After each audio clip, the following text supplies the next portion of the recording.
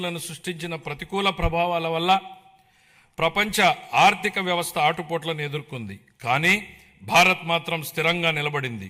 జమ్మూ కాశ్మీర్లో అమాయకులైన పర్యాటకుల్ని పొట్టన పెట్టుకున్న ఉగ్రవాద మూకలకు ఆపరేషన్ సింధూర్ పేరుతో భారత ప్రభుత్వం గట్టి జవాబునిచ్చింది. ఉగ్రవాదం, భౌగోళిక రాజకీయ అనిశ్చితులు, సుంకాల యుద్ధంతో తలెత్తిన ఉద్రిక్తతలకు భారత్ చలించదని ప్రధాని నరేంద్ర మోడీ నాయకత్వం ప్రపంచానికి బలమైన సందేశం ఇచ్చింది. భారతదేశానికి ఆయన నాయకత్వం భారత్ను శక్తివంతంగా తీర్చిదిద్దింది, ఆత్మవిశ్వాసంతో తలెత్తుకునేలా చేసింది.